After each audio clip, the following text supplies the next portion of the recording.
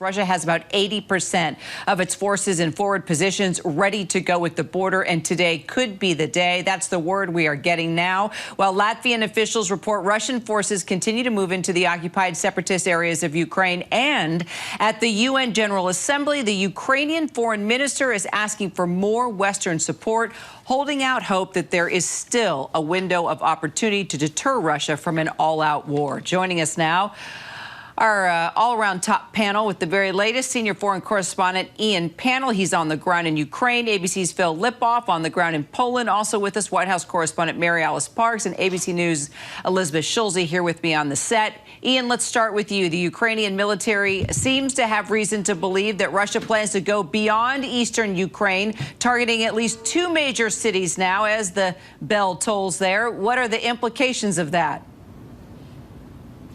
Yeah, that's right. It's interesting because the public discourse, if you like, has been that they don't expect an invasion to be imminent and to try and keep everybody calm and confident. And you've seen a gradual ramping up, really, I think, of the pressure on the Ukrainian government and their response in terms of making the public and the military ready for what could come. So we know from two sources who were in the room that there was a briefing last night from the Ukrainian military to President Zelensky and key lawmakers in which they said that they felt that Russia was in a position to perhaps go beyond the east of the country. It mentioned two specific cities that it could target, and they discussed the idea that they could also target the capital here, Kiev, as well. And of course, the consequences of that we saw almost immediately. The president addressing the nation for the second night in a row, essentially ordering this state of emergency. It's not quite a state of war footing, but it's close to that, and also activating part of the military reserve. 36,000 combat veterans, people with military experience, have now been called up. In fact, we were at the home of one young couple this evening. The father there, he has been called up. He found out early this morning. Tomorrow morning, he's heading out to the army. He doesn't know where in the country he's going to go, and it's time for for them to say their goodbyes tonight, knowing that they could be facing war this time tomorrow. So they are definitely sensing a shift there on the ground. As you just mentioned, they're well aware of the state of emergency in addition to all the additional assets.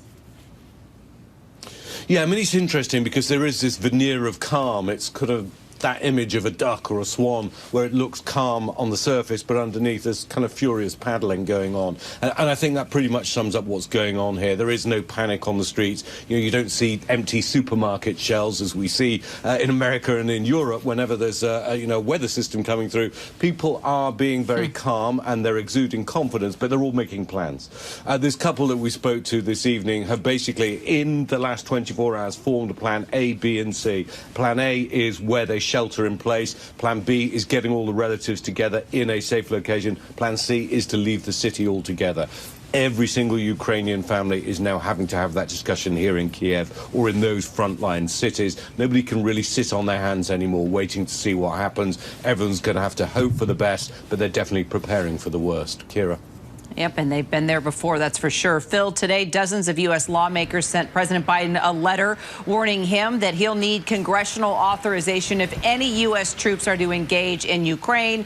Biden has made it clear that is not in his plans. You're there in Poland where thousands of U.S. troops are stationed already. Secretary Austin also announcing troops moving into the Balkans yesterday. What can you tell us about all the roles of these various troops and the various missions? Well, first, that letter, Kira, as you know from being in D.C., virtually nothing is bipartisan these days in the United States. But that letter was very bipartisan, so bipartisan, in fact, that Alexandria Ocasio-Cortez and Matt Gaetz both signed on. But of course, it's a reminder President Biden doesn't really need, because he said on a number of occasions, the troops that are over here in this region are not here to fight. So you mentioned the troops to the Balkans. Additional troops to the Balkans, 5,000 troops or so here in Poland. It's important because both places are NATO members, Poland, the Balkans, and both share borders with Russia, something that President Putin has said he doesn't like very much. And obviously, much of this, he says, is over the fact he didn't want Ukraine to join NATO either. So those troops are here in an assist, to assist NATO members. They are not here to fight. Here in Poland, they are getting ready with Polish authorities to mine the border. Because if President Putin pushes in further out of eastern Ukraine and attacks cities past eastern Ukraine, well, then a lot of Ukrainians will come this way toward the border. And Poland is preparing for a potential refugee crisis. Could be tens of thousands. Our Martha Raddatz reported today it could be over 1 million. Meanwhile, you're monitoring more countries, more sanctions. Elizabeth, a number of other countries joining forces with President Biden now. No doubt about it, Kira. This has been a coordinated effort from the U.S., from the EU, the U.K., other allies, including now Japan and Australia, announcing these sanctions, really targeting banks in Russia, financial assets of oligarchs there. This is so far an attempt to try to get to some of the people close to President Putin without directly kind of getting into the broader impact on the Russian household. You know, this is the 5th largest bank, for example, is targeted. But we did just hear from State Department spokesman Ned Price that they could go for the bigger banks, too. And that could have some real trickle-down effects, not just throughout the Russian economy, but to the rest of the global economy, too. We are watching very closely to see if this latest announcement from the U.S., from President Biden, that they're sanctioning the company behind Nord Stream 2, if that elicits any response from Putin, then we're going to get into this bit of a tit for tat, which means ultimately it could mean that Russia pulls back some of its oil exports. That could mean higher prices here at the pump. This is really something that the U.S. is emphasizing. It was the first of what could be many steps to come. Okay, and Mary Alice, when could those additional steps come, and what could that look like? Yeah, Kira, well, we heard Ned Price there reiterate the message we've heard from the other White House officials all day, that if Putin were to advance troops in any way beyond the Donbass region, that would trigger more of a response. I think that they're also looking for clues from the Ukrainians. We're going to see whether the Ukrainian military starts to respond. They would basically be admitting at that point that they view Russia as invading beyond territory that they deem remotely acceptable, that they're willing to bring the fight. And that would obviously put increased pressure on the White House to step up sanctions. You know, a few other interesting headlines from the State Department briefing here really fast. I was struck that Ned Price was asked about the U.S. keeping representatives and diplomats in Moscow at the embassy there. And he made the point of saying essentially yes. At this point, they still think it is better to have a means to send messages and communicate with the Russians than not. So no indications at this point that the U.S. would be pulling ambassadors out of Russia. And then last, he said that, of course, Ukraine would have the right to self-defense. You know, the last few days we've seen Putin really do everything to put Ukraine's president, Ukraine's military in a box to provoke them.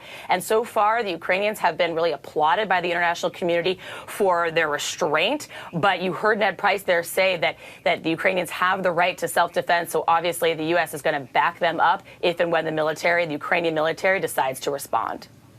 And Ian, while we have you there on the ground, these cyber attacks on Ukraine, what more can you tell us about those and the impact that they may be having?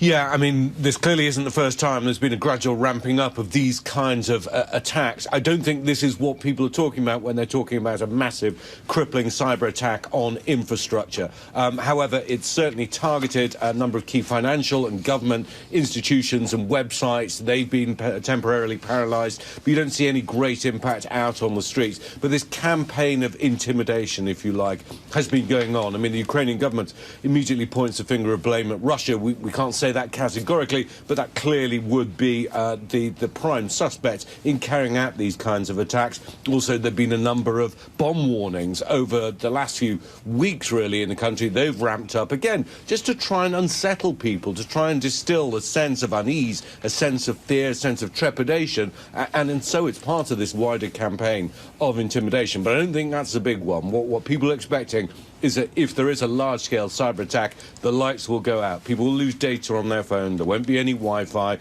Communications will pretty much be frozen, at least for a short period of time, and it could well affect the delivery of electricity, water supplies, other key parts of the infrastructure that keeps a country running, and could well control the command and control capability of the Ukrainian government and the Ukrainian military. That's what people are thinking about in a whole large-scale kind of cyber attack. We haven't seen that, and that's certainly what people are alert to in the coming hours and days.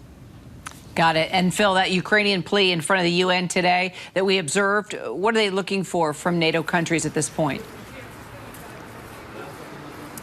Well, right off the bat, Kira, they asked the NATO countries to first not recognize the changes, obviously, made to the breakaway regions. That was the first thing they did. Then after that, they're asking for more sanctions. The European Union today, heavy sanctions. 351 members of the Russian Parliament that voted to ratify Putin's decision to go into eastern Ukraine, sanctioned. Russian banks, sanctioned. Oligarchs, sanctioned on the oligarchs. Sanctions on imports and partial exports to and from that region.